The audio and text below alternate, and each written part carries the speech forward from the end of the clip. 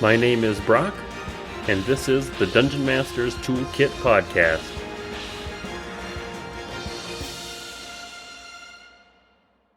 On today's episode, I talked to Alex from the Dungeons and Degrees podcast. You may remember that I had her co-host on a few weeks ago, Adrian. So that was a lot of fun to get full circle and have both of them on the show.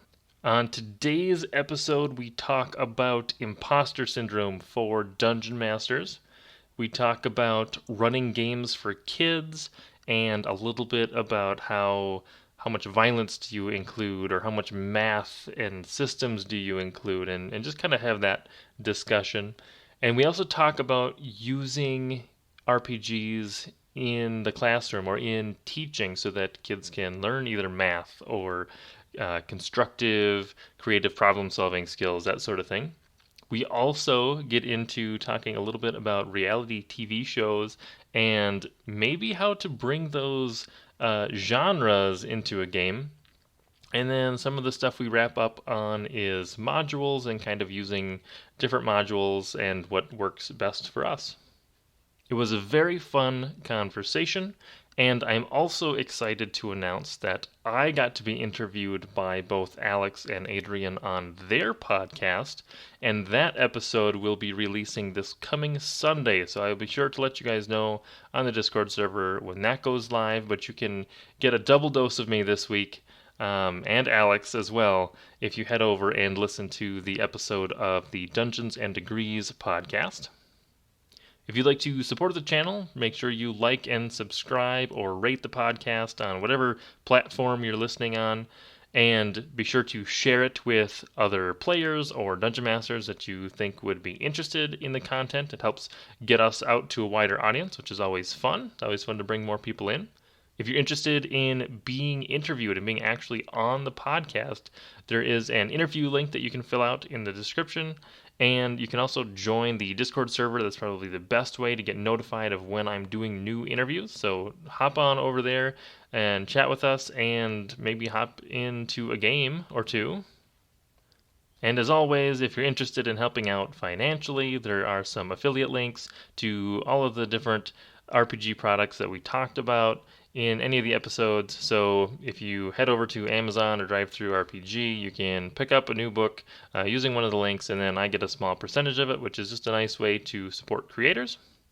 But today, I'm actually going to be giving back to you guys because we ran a design contest for the month of July. Very fun design contest. We came up with this fantasy desert metropolis location called Kuljanan, the Immortal Garden, just in the middle of nowhere, in the middle of a big desert.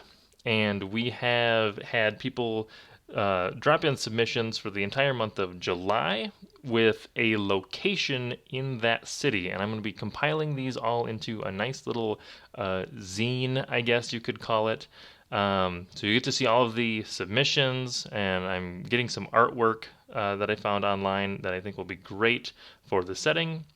And we're going to have this cool little resource that you can use to plug and play. But there was a cash prize or a gift card prize to either Amazon or DriveThruRPG. It's a small prize of $10, but I'm hoping as we continue to grow and get more submissions, we can continue to bump that up and do more and larger rewards. So really looking forward to it, really excited. Let's get into the submissions. There were 5 submissions in total, and that means that every single person had a pretty good chance of being picked as the winner.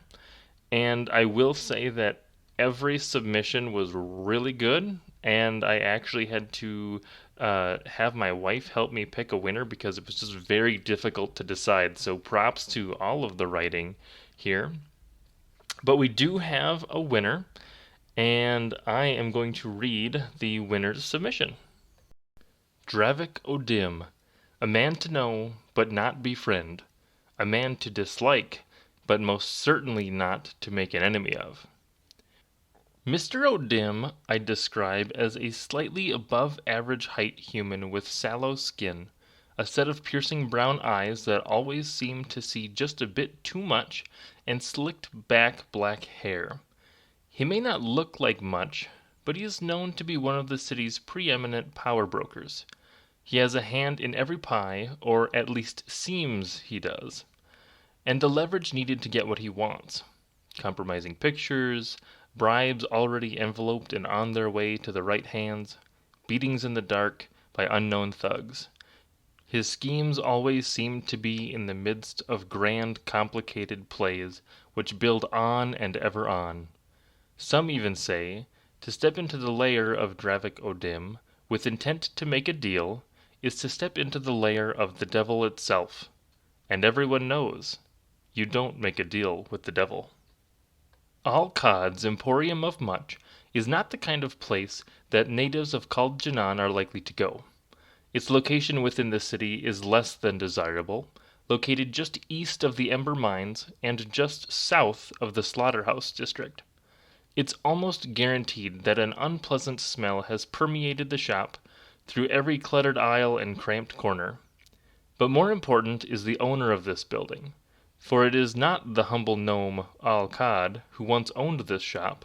Instead, at some point, ownership transitioned to a man known as Dravik Odim. It was at that point that the shop's wares seemed to take a turn for the darker, less knickknacks and children's toys, and more shrunken heads and poisoners' tools. The tools, the occult objects, all began to crowd the shop as purchases dropped off, until it reached the present day. Piles of dark objects crowding every corner, leaving only cramped walkways through the shop, each one of which carefully placed so that they are all directly under the watchful eye of Mr. Odim. Now the shop does little to no business through its front door. Visitors are unwelcome, and locals know to stay away, unless truly desperate. Every local knows that the back door is always open, and there's an entirely different set of deals available there.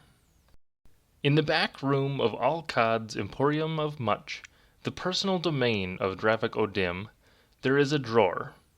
This drawer, located below the register, is fitted with 3 separate locks, each with a separate key, and is made of hard-paneled triaxi ironwood.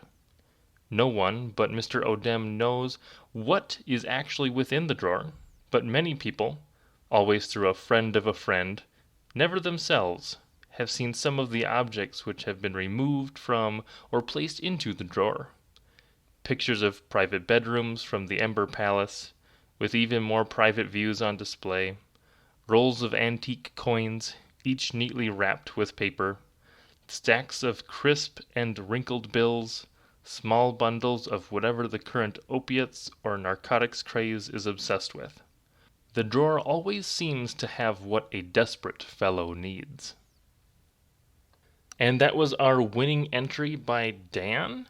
And I actually interviewed him on episode 11. So if you want to hear more from him, check out episode 11. That's where I talked to Dan.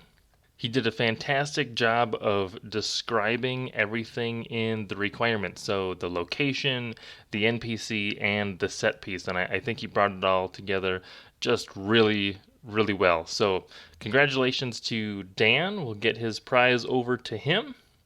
And keep an eye out on the Discord server. I will be releasing the rest of the contest submissions in a PDF, and not too long. I'm not quite done with it, but that'll be out shortly.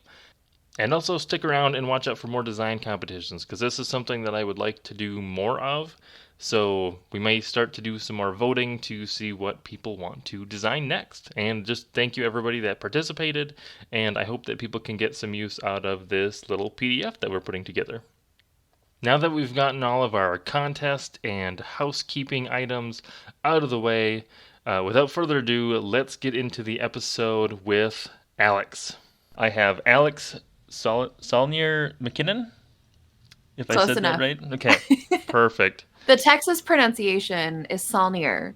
The proper pronunciation is Saulnier, as I've been, for long enough. And I think I'm the only one that says it that way in my family, because I got yelled at by a music instructor in college. who told me I was saying my last name wrong. Oh, that's so thoughtful of them. So awesome. I'm excited to have you on the show. And why don't you just tell us a little bit about yourself and how you got started in tabletop role playing games? Sure. So in my day job, I am a teacher, teach third grade now. Exciting. Um, on the nerd side of things, I have two different D&D based podcasts. Um, I it, I guess I play with one, and then I'm actually host, similar to what you do, Brock. And I try to play as many games as I can with my busy schedule. I actually have a life outside too, so I don't get as much gameplay as I want. I'm also, I guess, a big Animal Crossing fan, which I just realized before we were recording that I've been playing since about 9 o'clock this morning. So there's a problem there. I'm sure we could identify. But on the Dungeons and Dragons side, I started playing D&D in college. I had a couple of friends who played Pathfinder, and so I joined games there and really enjoyed it. I didn't enjoy the like long plays that we had, so they would play like 6, 7, 8 hours, and I just didn't have the attention span to do that because we were very rarely doing anything other than creating characters and then like playing the first couple levels of a campaign. So it was long, tedious, but I enjoyed hanging out with my friends and rolling sparkly dice. And I had another friend who was really good at Magic the Gathering. And so when he would win tournaments at our local game store, he would actually just give me the store credit because he had too much and didn't know what else to get. So I started collecting all of my dice. So I have too many, as everyone does, but it was really nice. Kind of nice to remember him every time I pull out a set. And then after college, I continued playing with just random people. So I would jump in a game here and there, and then I lost all those friends moved away, and so I wasn't playing Dungeons and Dragons or anything. And then during the pandemic, my friend Adrian reached out, said, "Hey, do you want to start a podcast? We can talk about Dungeons and Dragons and just sort of life things." So we talk about Dungeons and Dragons and mental health and just general lifestyle things. So there's my brief history in being a nerd. Yeah, and I've listened to a couple of your guys' episodes, and you've had some pretty interesting topics and some pretty interesting people on as well. Yeah, so the secret with that is that I don't do any research beforehand, which has been very funny and very stressful beforehand. But we talk to people, and I'm like, yeah, they're just like regular people, just like normal people. And then we start to talk, and I'm like, oh, you're talking about things like I recognize. So like Mike Trout is one of those. Mike Trapp, sorry, not Trout, not the baseball player. Mike Trapp was one of those that I was like, I've seen your face, I've heard your voice, but like I can't put that into play at all. I don't know where it came from. And so I started to, Google while we were talking. And I was like, oh snap, I know exactly who you are. I've seen you on College Humor. I've seen, the first couple of episodes of Bloodkeep. And so yeah, I end up not knowing what we're doing, which I think is kind of fun and charming, right? We can play it like that. Yeah, it adds to the atmosphere of the podcast. It's just we're trying to get the people, we're trying to cast a wide net. So if you are deep in the Dungeons and Dragons, there's Adrian. If you are like a casual gamer, you got me. And do you run many games? So during quarantine, I tried to run a game with my family, since they were the only people that I was really seeing. We played, I think, 5 or 6 sessions, and then with my sister and her boyfriend having a actual server's job, when everything opened back up, in the mid-pandemic, they had a more rigid schedule, and it was just really hard to get together, as all D&D games or most D&D games go. So that sort of fizzled. I am starting to put on the DM cap again. I'm very nervous about writing campaigns. I'm a little more of the controlling. I need to have everything figured out before we start it. So Adrian is actually going to be helping write another campaign that we will hopefully be showcasing, or helping me write a campaign that we will be showcasing, and maybe talking about the journey of being a baby DM in the world. That's pretty cool. Are you planning to do a? So is that going to be another podcast or a series or something? I think we're talking about it, a peek behind the curtain. We're talking about doing it as a series, just so you know you can see how other people maybe learn, and how maybe watching one person's journey helps you become a better DM or become a better teacher or something like that.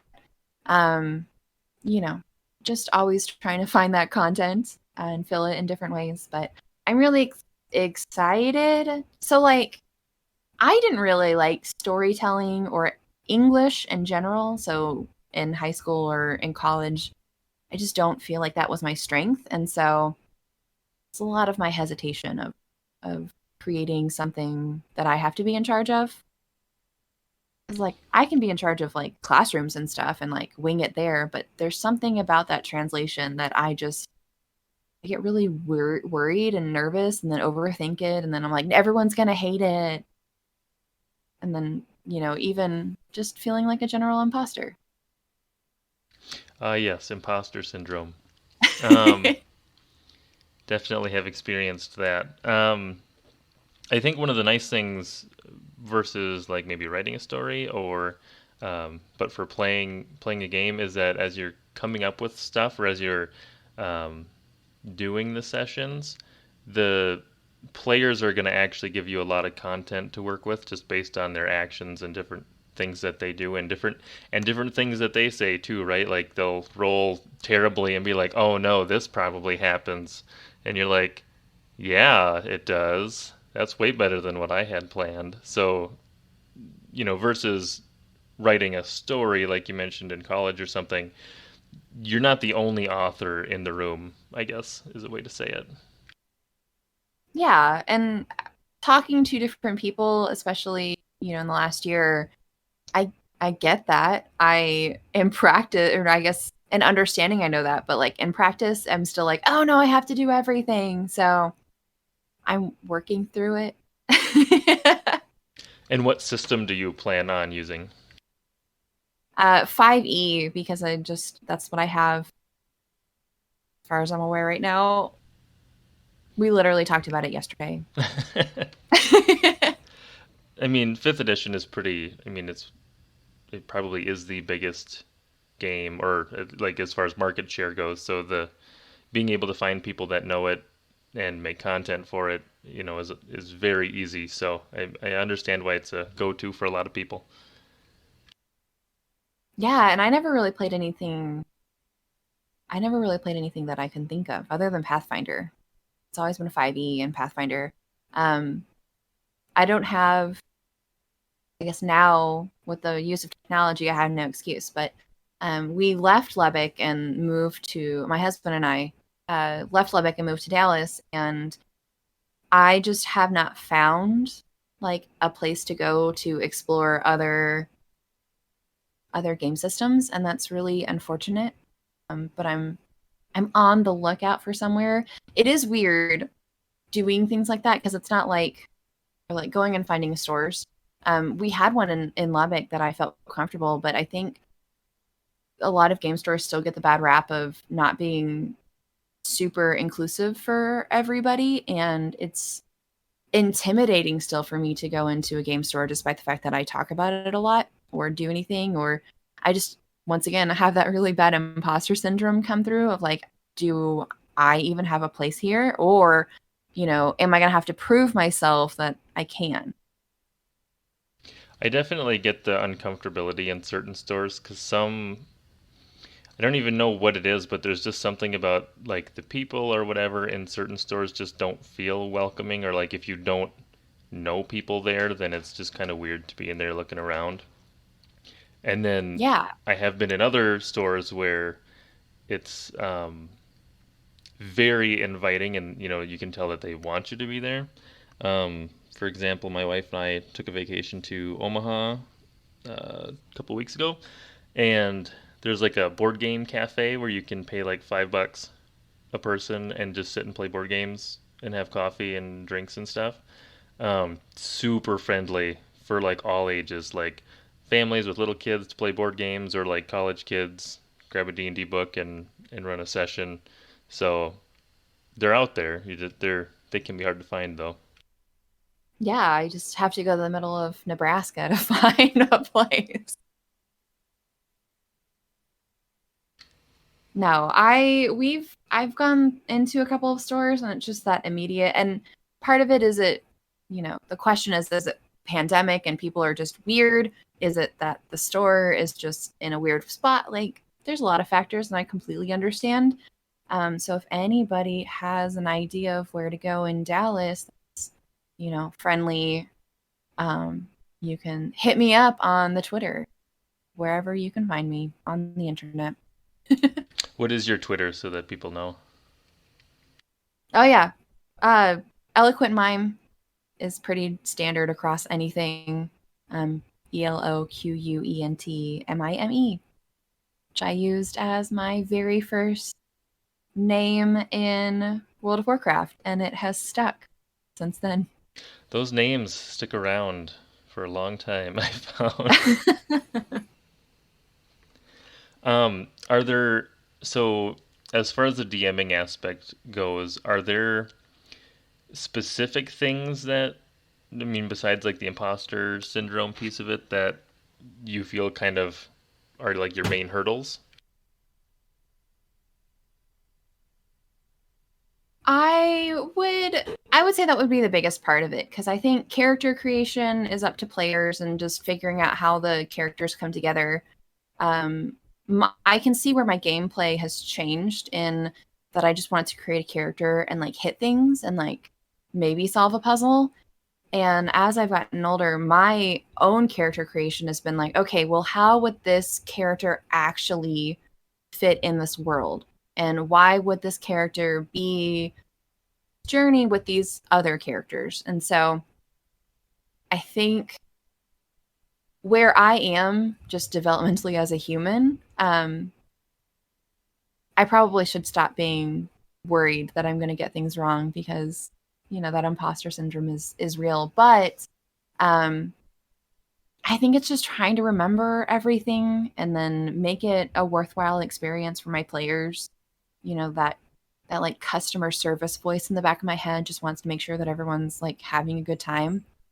And then the other part of my brain goes, well, how could you be that person to allow these people to have a good time? Like, how dare you think that you have the skills? So I think really just getting out of my own way would be what I need to do in my journey, in my hero's journey. And hopefully, as you run more and more games and just have like a conversation with your players at the end of the session, what did people enjoy? What did people not enjoy? Hopefully, that'll give you more confidence that people are having fun. Because I've had that too, where especially if you're new to DMing, there's just a large mental load to manage a session. So you may not necessarily be able to tell if people are enjoying it or not because you're just doing so many things. And then you get to the end and you're like, okay, was that fun? Did people like it? And then they turn around and they're like, oh yeah, that was awesome. I can't wait, till next week till we can keep playing. But you're just so mentally overloaded in the moment that it can be hard to kind of gauge some of those things.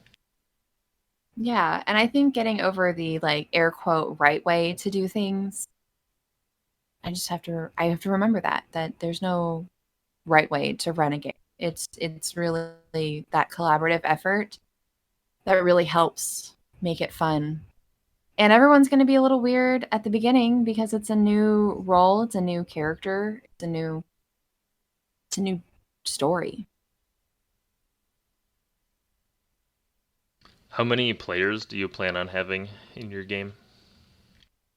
I think 3, maybe 4. Um, I think 3 is, a pretty standard. I just picture like Aragorn, Legolas, and Gimli on their hero's journey. um, but I don't think I would want to do more than 5 people at a time. Because can you imagine trying to put all those schedules together online, plus my schedule of school happening somewhat in the future? Yeah, scheduling makes that a bit difficult. I typically run for 2 to 3 people, depending on which group it is. And yeah, that is, as an adult, very difficult to just get people's schedules to line up. And some of us have kids, and then that's a whole nother can of worms. So I think if enough people got together, I think we really should have just a 4-day work week. And if we just documented all the good things that happens when people are allowed to play D&D, I really think we could make it happen and have this policy change of a 4-day work week so we all could play games together and enjoy life. I would be very happy with that, especially if it was work sponsored. Oh man, get on that. That would be so much fun. I did play a work game.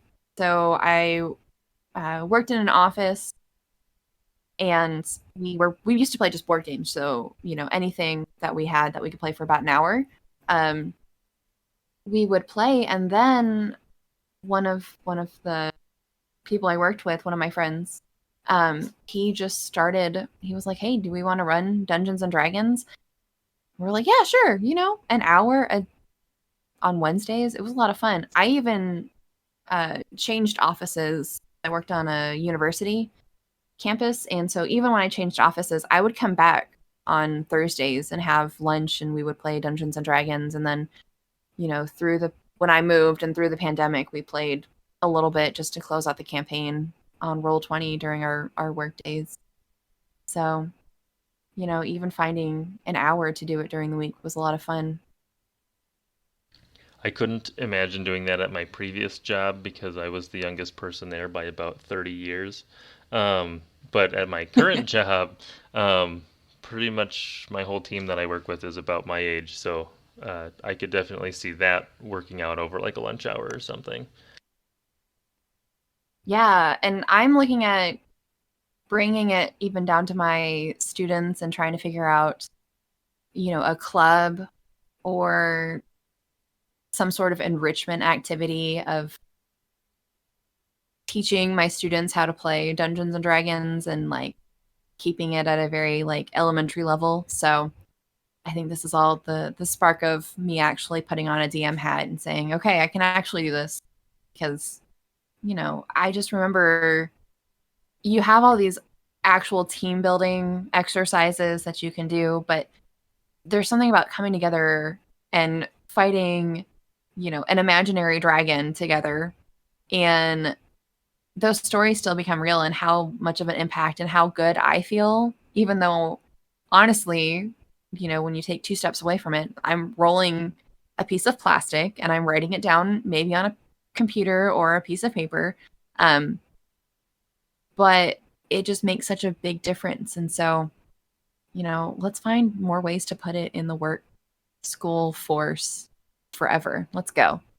You and me, Brock. We got this. um, how? Cause you said you teach third grade, right? Yep. And what are your class sizes? So my class this next year is 21, and it's split right down the center. So I have uh, 11 boys and 10 girls. So Okay, so figuring out some way to, I don't know, bring them together or figure out how they can run them individually or just after school. I've seen people talk not a lot about running it for like school kids, but that's something that I would like to learn more about. Not necessarily just for school kids, but just for kids in general. I have a 2-year-old daughter. She's not quite ready for it, but I would like to introduce that to her at some point as she gets a little bit older, because I think it would be fun to do with her. And there are just so many questions I have about how do you run a game for kids and how do you handle some of the math, or how how do you handle some of the violence and stuff in it?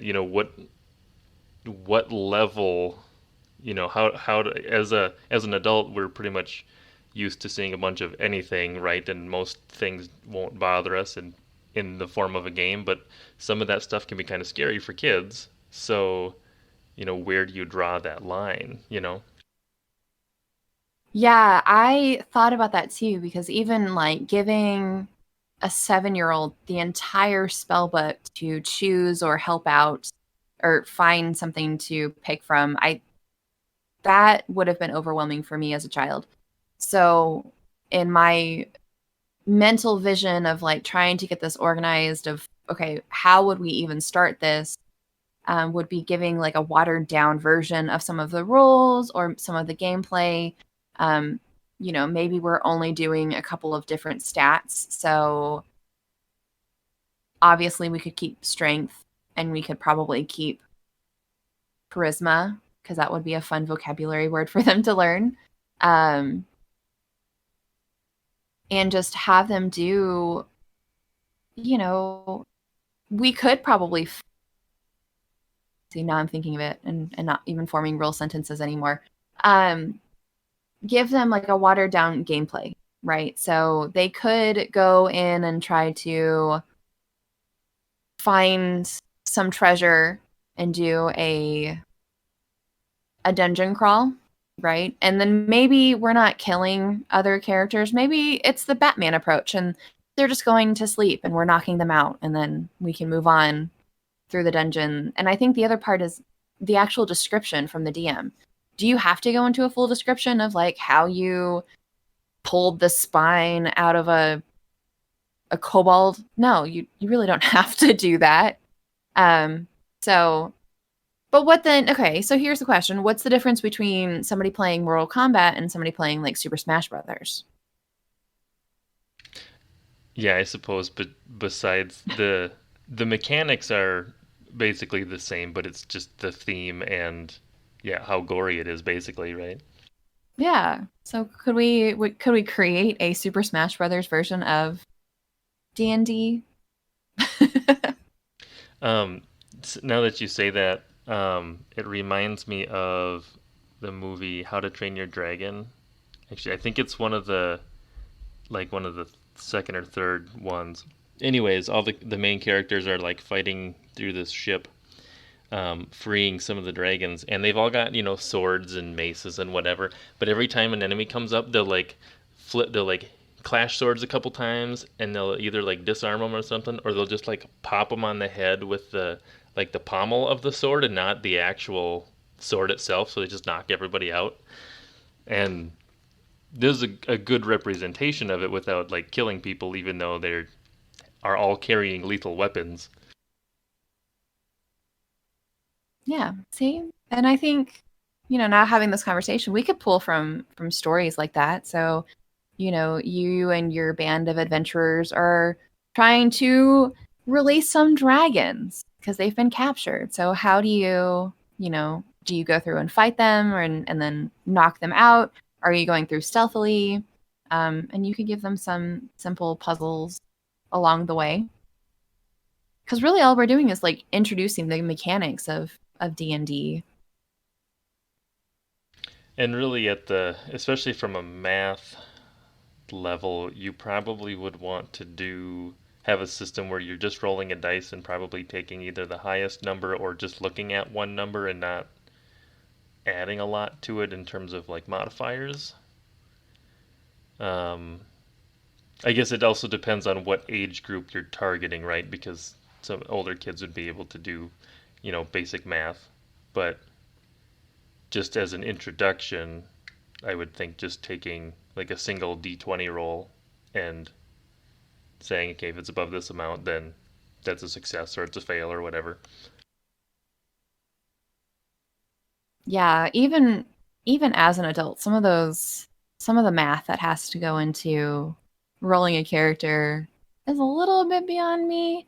But I think, we have tables and charts that say, okay, so if we're going to build a new character, if you roll a d6, then you're going to add this many points or you're going to take away this many points. So honestly, that's going to be like second grade and up. Although my second graders had a little bit of problem with their basic math, but that's neither here nor there. um, so I think second grade and up, if any parents are listening and want to have an idea of where their math skills should be for their little ones, second, third grade is where we could start. Yeah. And it would be a fun way to reinforce some of those basic math skills at the same time.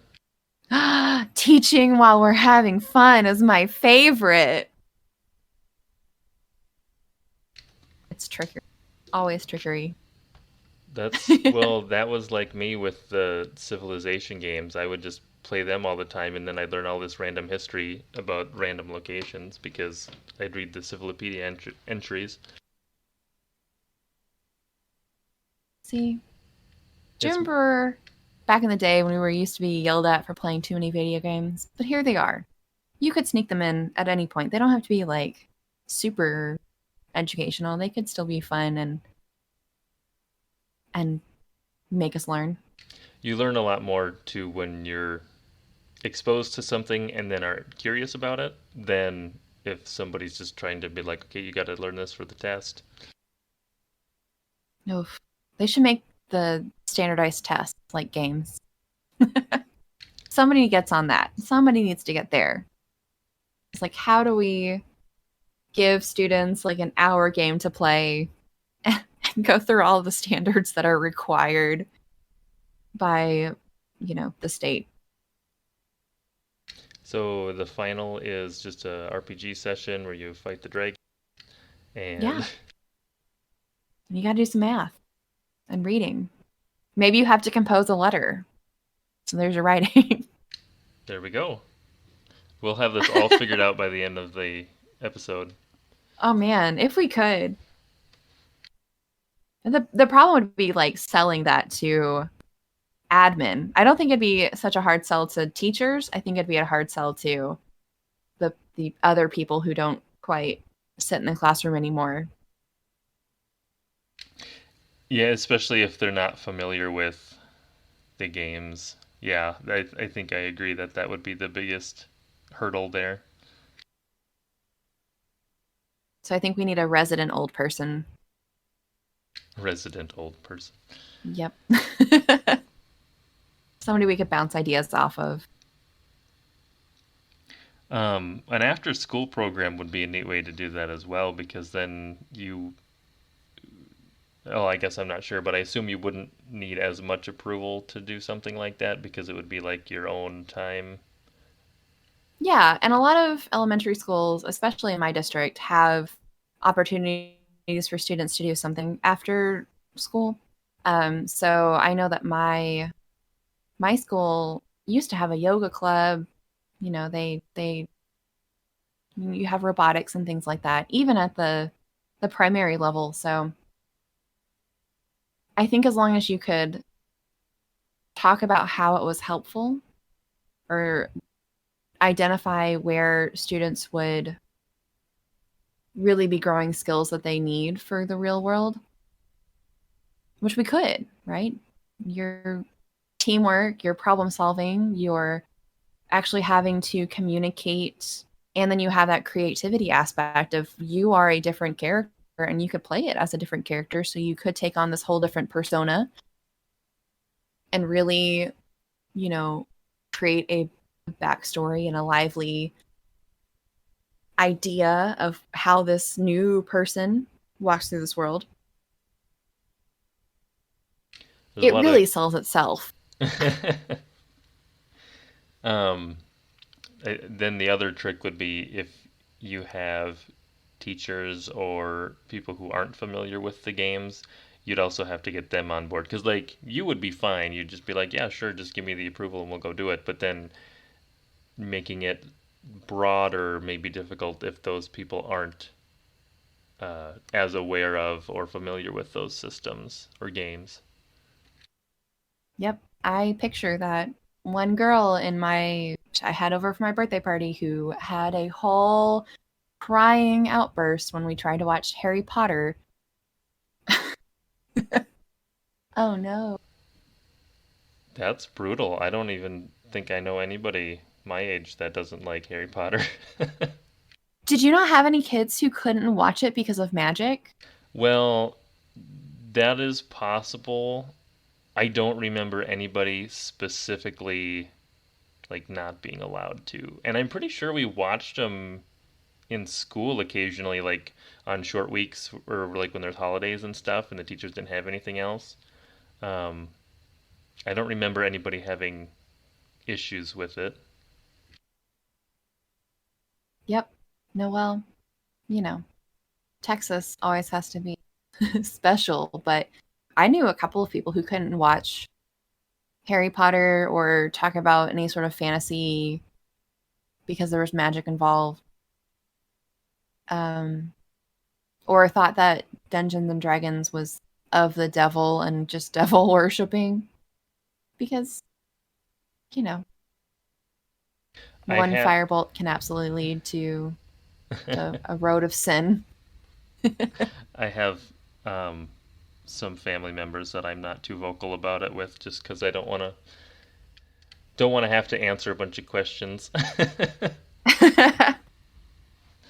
But yeah, it's and that's one of the things too is like when you describe it, it's like, well, it's just a cooperative storytelling thing. And some of my family are really into like fantasy or sci-fi, Star Wars type stuff, so they kind of get that, fictional settings. And then I have some other family members that are super like not interested in fantasy or anything. So everything that, like, as far as like media that they consume, it would be more like real life stuff or um, like soap operas and The Bachelor and stuff like that, where it's not.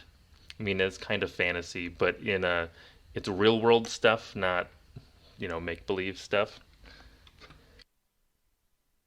Yeah, there's a yeah, I have those family members. I can think of them. I see them. I did I don't know if you listened to Join the Party, which is another podcast that I just randomly found and really what sparked this D&D nonsense back in my life. But they have their first season, they have a like bachelor type theme for part of their campaign. Just with the idea of like being on a reality show, I guess more of like a Big Brother sort of feel to it, but it ends up, always turning into fighting a big monster and moving on. But I even think that's a fun way to incorporate things that other people like and maybe getting them on track of like, hey, we're gonna play this like, I don't know, survivor themed role playing game and have it so they're doing puzzles and they're really just playing D&D. That's an interesting idea. I hadn't considered running something um, that mirrors like popular TV shows or something. And it would be also interesting to run like an episode of that, but also in a fantasy setting as well. So like fantasy survivor, right? You can already see like a one shot or like a short campaign where the party is like teleported away to some island and then they have to survive the island and do all of the survivor stuff to get off. They have to vote other people off the island. And then you get your social backstabbing, political intrigue in there. And that would be a fun way to actually like split up the party too.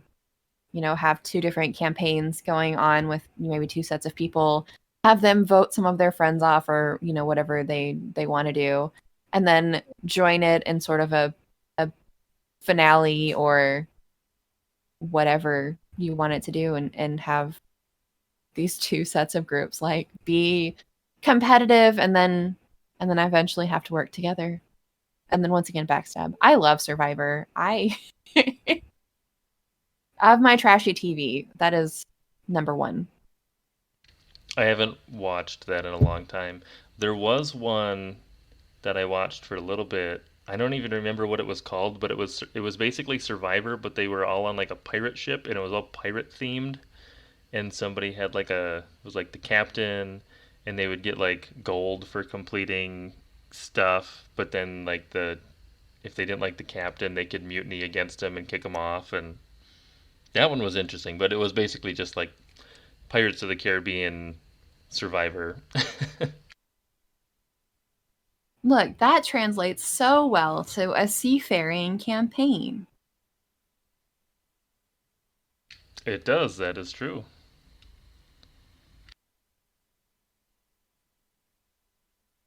Now I really just want to go and like watch those and then roll characters that would match, those specific players. That would be good. I really think you could probably pull off a pretty decent one shot like this and do like a couple nights worth of you wouldn't do like the full however many weeks they film it for, but you do like maybe there's 3 nights of voting and then it culminates in one final showdown or something, and you either got to go against the other team or some monster or something. I'm here for this. See, look, I don't even need Adrian. We can just build this campaign right here. I'll Seafaring, be, yeah, Survivor. Yeah, you're good. yeah. Here we go. You just hit me up if you need any more inspiration. Absolutely. I think we're all in this together. And, that's what I really like about this community too. It's not just, I have all of the answers. It's, I did this and you could do it too.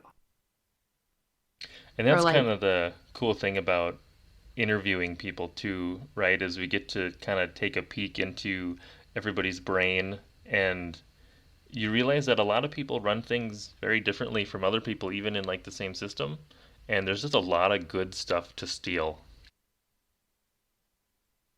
yes. So our running gag, I don't know if Adrian talked about it, is Curse of Strahd.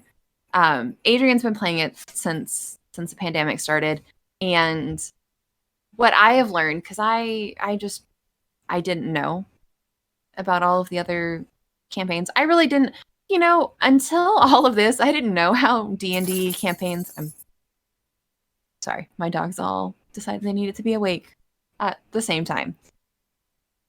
Um, I didn't know how campaigns were created. I just assumed that everybody I had been playing with had these just brilliant ideas of what we were doing. And I was like, yeah, I'll go along with, I just assumed everything was homebrewed. So now that I know that Curse of Strahd is a thing, um, it's the one that everybody wants to talk about. And it's fascinating, like you said, to hear what other people are doing. Like, how are you playing Strahd? What are you doing? What is he doing? Is he a friend to the campaign? Because I've heard that where like Strahd is just like a bro that they that's some deep stuff, and I don't know if I could not. I don't know if I could hold on to that secret. Like your bro is trying to kill you. I'm sorry. Yeah, and I haven't run any, at least any like major modules. I've run some like quick start module things, um, but then most of my stuff, even the stuff that I kind of homebrew, is all stolen from like TV shows that I've watched, or like a lot of stuff I'll pull from Avatar: The Last Airbender because they just got really good storytelling and really interesting locations and stuff. Um, and most of the people that I'm playing with haven't seen them, so like I can do straight up the same names and characters, and they'll be like, "Oh, this is a neat person."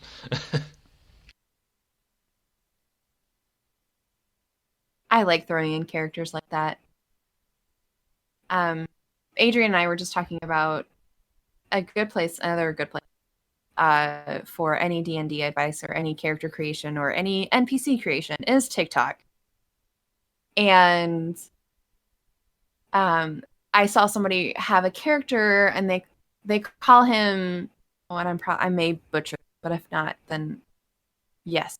But Deuce McKenna. And you're like, cool, like that's a neat character. And he just like comes in and like helps out the group, but it's a like Deus Ex Machina effect of helping the characters out, and you've called him Deuce McKenna. I just love a pun like that.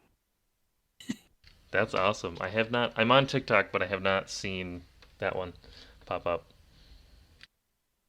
I don't know if I've saved it. I don't remember, but if I can find it, I will absolutely forward it to you.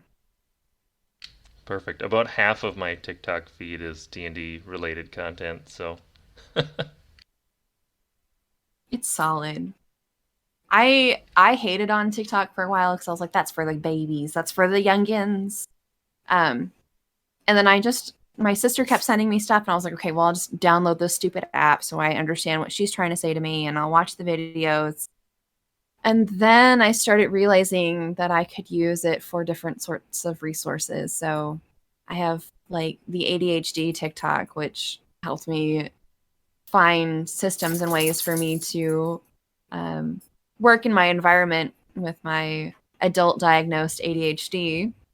And then teacher TikTok is also a lot of fun, although very expensive because I always get whenever the new merch drops, like all of the Target stuff that came out over the summer for teachers. I knew like the second date was out, and so I'm sure my husband is tired of me uh, on that part of TikTok. um, but I love the Dungeons and Dragons because the NPCs and the ideas and the puzzles. Ooh, I'm yeah, not and saying that there's not resources. I'm just saying that I don't have the confidence to compile all the resources and move forward. there's a lot of good short. I mean, since most of the videos are a minute to 3 minutes, there's a lot of good short, really quick. Here's an idea that you can probably plug into your campaign, or here's a campaign starter, or an NPC idea, or whatever. So, yeah, I agree. I get that a lot of people don't like TikTok for various reasons. I joined it as a joke, and then my account blew up, so I'm kind of on there for good now, I guess.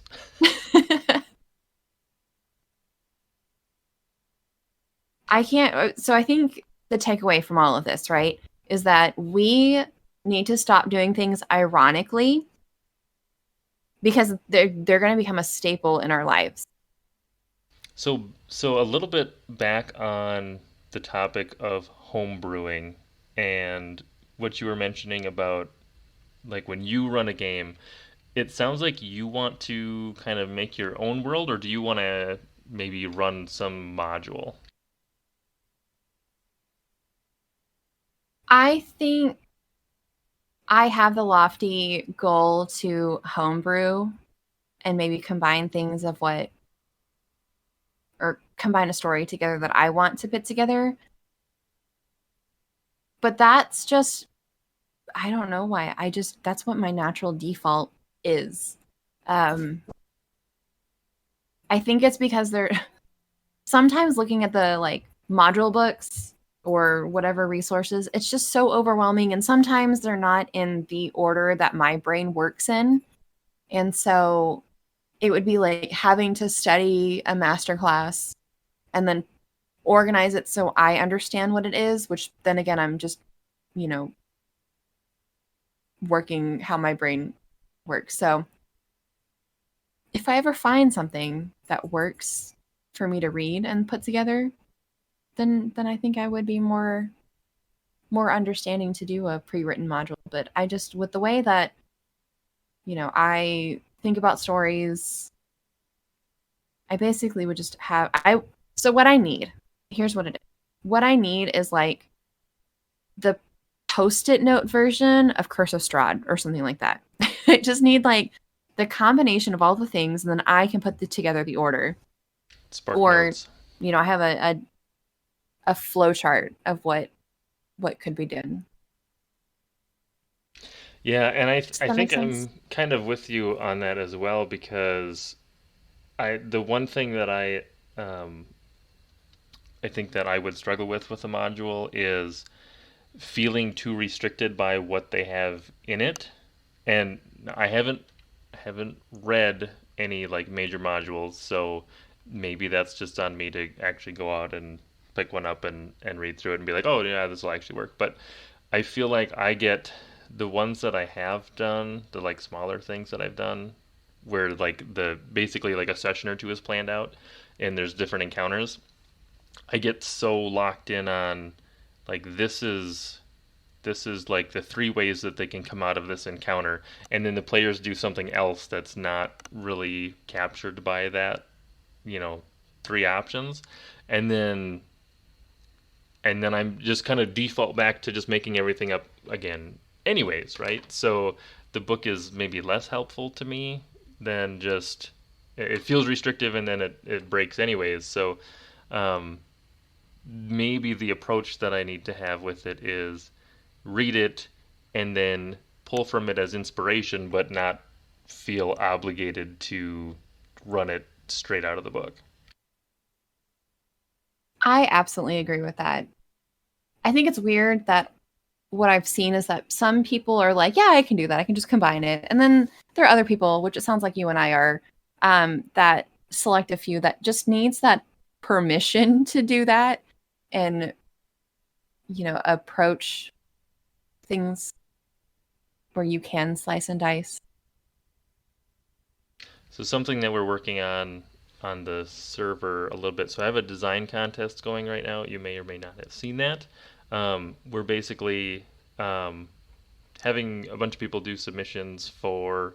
Right now, it's a fantasy desert metropolis, and the submissions are all locations that you would find in this massive city, right? Um, and then like an NPC that would be there.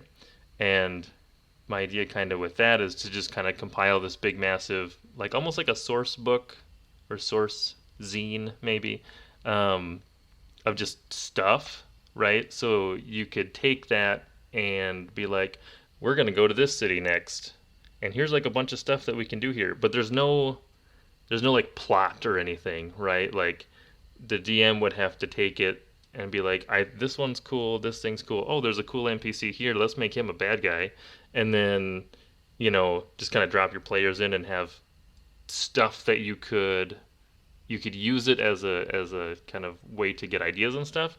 But there's not like a okay, first session you're going to want to have your players do these four things, and then by the end there's this big massive ending with this battle at the palace, and it's just like here's a bunch of locations, here's a bunch of monsters, here's some maybe cool items.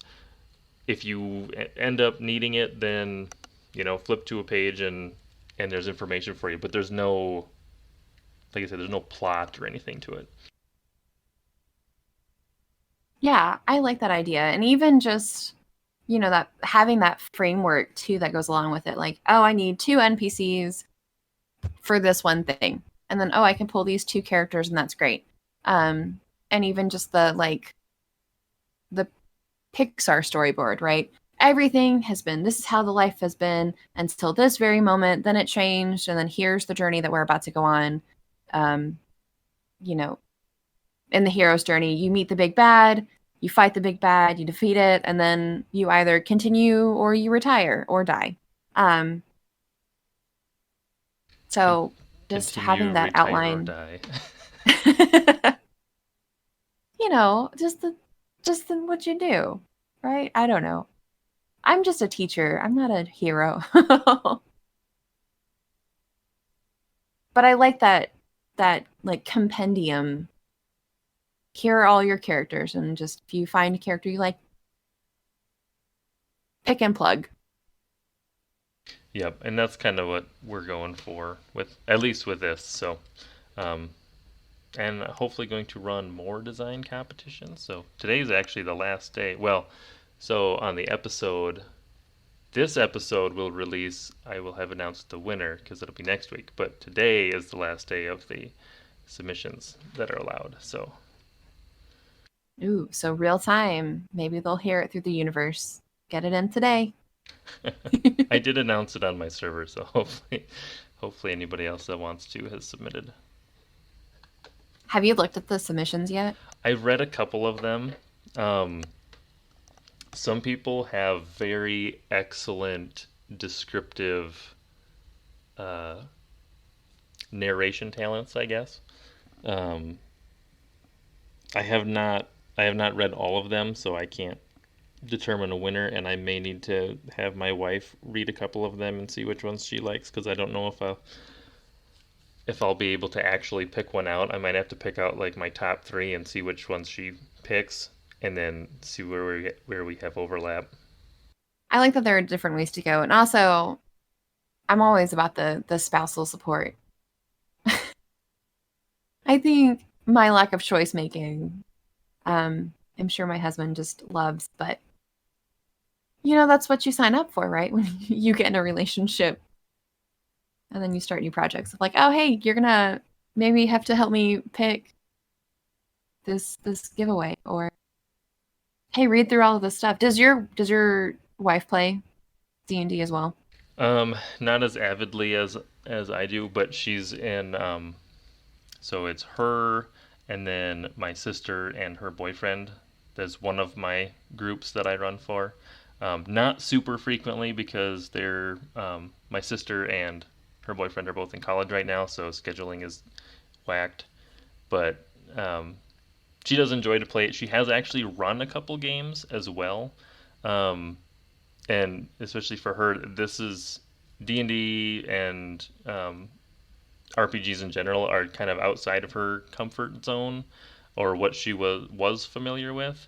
So it's really interesting when she gets to run a game because she doesn't have the same um, like I'm like super ingrained in like all the stuff that's happening in some of the history and stuff and how like this is how everybody online says to do a certain thing, right? And she has none of that information. So then she goes and runs stuff and is like, "Oh, that was a really neat way to handle that. I never would have thought of that because I'm kind of maybe stuck more in some of the popular traditions of role-playing games versus just coming at it completely blind."